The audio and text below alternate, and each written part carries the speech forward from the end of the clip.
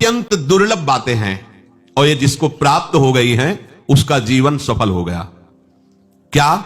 पहले तो मनुष्यत्व, केवल मनुष्य शरीर मिल जाना ही नहीं इसमें है, मनुष्यत्व आ जाए। मनुष्य का आचरण कैसा? मनुष्य रूपेण मृगाश्चरंती या राक्षसाश्चरंती, ऐसा नहीं। मनुष्य तो शरीर धारण किए हुए हैं मनुष्य का, पर राक्षस हैं। राक्षसों के जो आचरण है वो उनमें है, वो मनुष्यत्व भी नहीं धारण किए हुए हैं। देखो कैसे कैसे घोर स्वभाव, पशुवत स्वभाव, कहीं भी कोई दैवी आचरण नहीं, कोई भगवद आचरण नहीं। तो मनुष्यत्व, समाज जिसको आदर की दृष्टि से देखता उसे मनुष्यत्व कहते हैं। जो मनुष्य का आचरण होना चाहिए, खान पान, उठना बैठना, देखना सुनना, ये मनुष्य आचरण के अंतर्गत हो। साधु की बात नहीं कह रहे, मनुष्यत्व बड़ा दुर्लभ है। नहीं तो मनुष्य रूप में ही देख लो ना कैसे कैसे आचरण कर। मुमुक्षत्व, मनुष्य शरीर मिलकर के मैं अब मुक्त होना चाहता हूं, संसार में नहीं, उससे संसार भयावह लगने लगा। अब मैं मुक्त होना चाहता हूं इस शरीर से, इन दुखों से, इन द्वंद्वों से, इस प्रपंच में, संसार से जहां केवल छल ही कपट है, छल कपट के सिवा कुछ नहीं। जिसको देखो बस स्वार्थ में अंधा है, कोई यहां हमें प्यार करने वाला नहीं है। ये ज्ञान होता है अंदर, कोई नहीं। यहां सब माया का खेल चल रहा है, अविद्या, ये तो जादू का तमाशा है, स्वार्थ का नाटक चल रहा है, ये तो केवल इंद्रजाल है। अब मैं मुक्त होना चाहता हूं, एकदम व्याकुलता पैदा होती है, उसे मुमुक्षता कहते हैं। मुमुक्षता और फिर इसके बाद किसी महापुरुष का संग, ये तीन दुर्लभ बातें कोई विशेष कृपा पात्र को प्राप्त होती। दुर्लभम त्रयमेवै तद देवानुग्रह हेतुकम, परम देव प्रभु के अनुग्रह से ही ये प्राप्त होता है। मनुष्यत्वम, मुमुक्षत्वम, महापुरुष संश्रय, किसी महापुरुष के आश्रय में रहना। मनुष्यत्व आ जाना, फिर मुमुक्षता, मैं मुक्त होना चाहता हूं, और फिर किसी महापुरुष के आश्रय में रहना, उनके आश्रित रहना। लब्ध्वा कथंचिन्नर जन्म दुर्लभम तत्रापि पुंसत्वं श्रुति पारदर्शनम यह स्वात्म मुक्तौ नयतेत मूढ़धी सारात्मः स्वं विनिहंत्य सद्गृहात्। जिसे मनुष्य जन्म मिल गया और जिसमें ऐसी ज्ञान प्राप्त करने की सामर्थ्य है कि भगवान को प्राप्त कर सकता है, वो समस्त द्वंद्वों से मुक्त हो सकता है।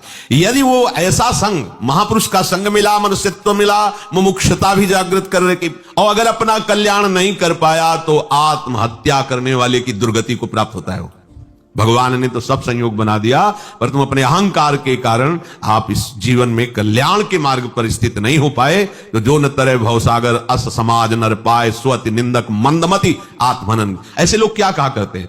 सो परत दुख पावई श्री धुनि धुनि पछताए, काल ही कर्म ही ईश्वर ही मिथ्या। ईश्वर की ही ऐसी इच्छा थी, वो काल अनुकूल नहीं था, समय अनुकूल नहीं था। ईश्वर की इच्छा थी कि तुम्हारी दुर्गति हो। उसकी इच्छा अगर होती तो तुम्हें अन्य जीवों की तरह शरीरों में भेजता। मनुष्य शरीर क्यों बनाता? वो तो करुणा करके मनुष्य बनाया ही तुम्हारे कल्याण के लिए है। जो इस मनुष्य शरीर को पाकर इस जन्म में महापुरुषों का संग करके अपना उद्धार नहीं कर लेता, वो आत्महत्यारा है, आत्मघाती है। सा ह्रात्महा स्वं विनिहंत्य सद्ग्रहात्, वो आत्मघाती निश्चय अपने आप को नष्ट करके दुर्गति को पाता है। देखो भगवान की तरफ से कोई कमी नहीं है, उन्होंने अवसर दे दिया है। तभी ध्रुवदास जी कहते बार बार तो बनत नहीं या संजोग अनूप, मानुष तन वृंदा विपिन रसिकन संग विविरूप। मनुष्य का शरीर वृंदावन धाम का आश्रय, रसिकों का संग और युगल सरकार की उपासना। बना लो, बात बढ़िया बन गई, आगे हो सकता है, पता नहीं कभी कल्प कल्पांतर में ऐसा अवसर मिले या न मिले।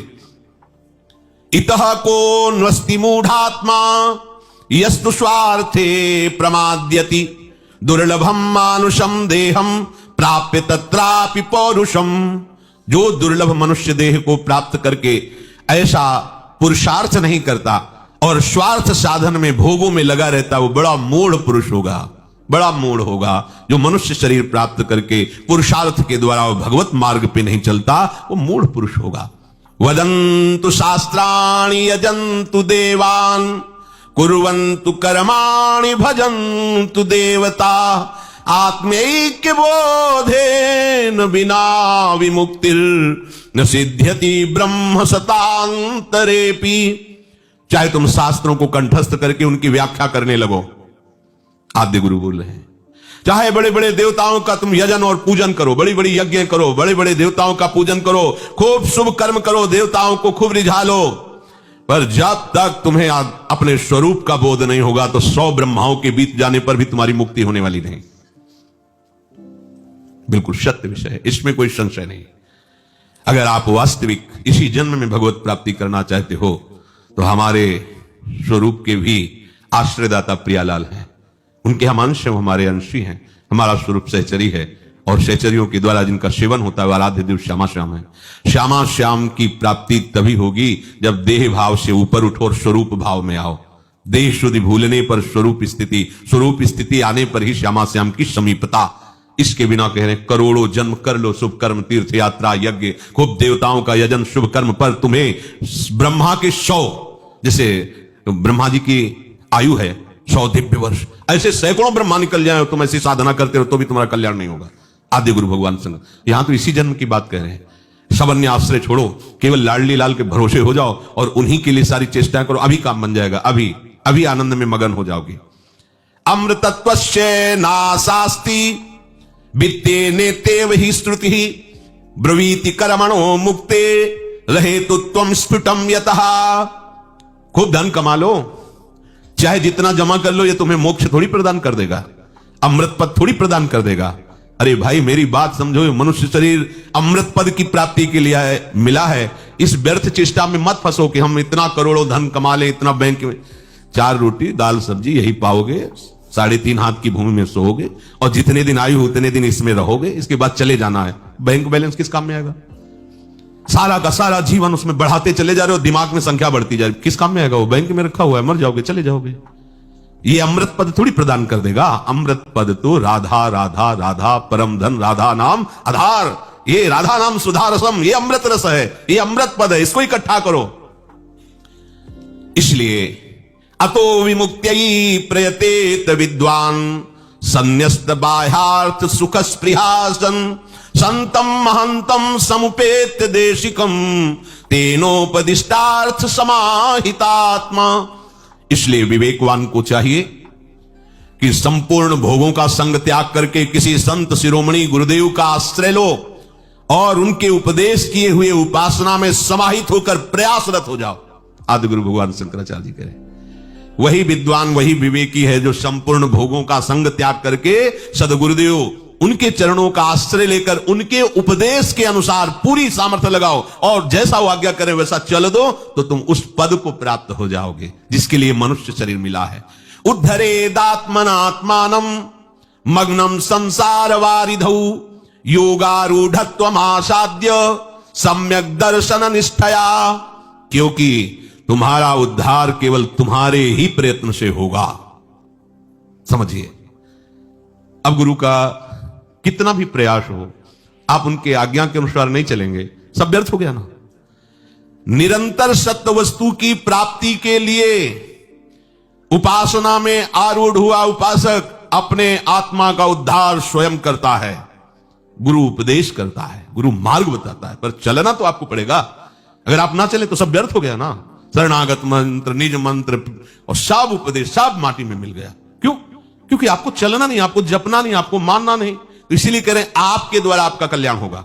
उपदेश दिए जा रहे हैं, मंत्र दिए जा रहे हैं, मार्ग बताया जा रहा है, पर आप स्वीकार ना करो तो आप अपना उद्धार स्वयं नहीं कर रहे हैं। आपने स्वीकार कर लिया तो आपके द्वारा ही आपका उद्धार हुआ। अगर आप ना चाहें तो आपका कोई उद्धार नहीं कर सकता। जैसे अभी तक भगवान के कितने अवतार हुए, आपका उद्धार नहीं हुआ क्योंकि आपने चाह नहीं की। और आज चाह कर लो तो आज से ही आप मुक्त होना शुरू हो गए।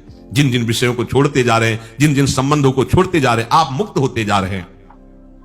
चित्तस्य शुद्धये कर्म न तु वस्तुपलब्धये वस्तु सिद्धिर विचारेण न किंचित कर्म कोटि भी। जैसे पीछे सत्संग में वर्णन किया गया कि कर्मों से केवल भगवत प्राप्ति नहीं होती, कर्म योग से होती है। केवल कर्मों से नहीं होती, कर्म तो सब कर रहे हैं, पर कर्म योग कोई बिरला कहता है, जिससे पीछे चर्चा हुई। तो कह रहे हैं कर्म योग जब किया जाता है तो चित्त शुद्ध होता है, पर उसमें तत्व ज्ञान होता है विचार से, शरीर नहीं, ये भोग नहीं, ये मेरा विषय नहीं। अब इसे अगर स्वीकार करते रहो कि मैं शरीर में भोग, तो आप कर्म करते रहो, जन्म जन्म व्यतीत होते चले जाएंगे। आपको स्वीकार करना होगा, जो चीज जान रहे हो उसके आगे कदम बढ़ाओ। करोड़ों कर्मों से भी तुम्हें मोक्ष पद नहीं मिलेगा जिसे कहे, तो करोड़ों कर्मों से भी तुम्हें भगवत प्राप्ति होने वाली नहीं। कब? जब तक वो सारे कर्म भगवत अर्पित नहीं कर दोगे, दूसरों के सुख के लिए नहीं करोगे, जहां तुम अपने लिए अपने कर्ता भाव से करोगे तो तुम्हें यहां से ब्रह्मलोक तक दौड़ भाग करनी पड़ेगी, भगवत प्राप्ति नहीं होगी। रोज सत्संग में सुनते हो अपने लिए अब कर्म नहीं है, क्योंकि अपने तो श्री जी है ना। अब अपने शरीर को मानकर कर्म नहीं करने, अब जो भी करना श्री जी के लिए, परिवार पोषण, व्यापार, नौकरी, सब आराध्य देव की प्रसन्नता। नाथ सकल संपदा तुम्हारी, मैं सेवक समेत सुत नारी। ये गृहस्थ और विरक्त मन वचन कर्म से स्थूल सूक्ष्म कारण तीनों को भगवत समर्पित कर अभी अभी काम बन गया। भली भांति विचार करो, जो हम कह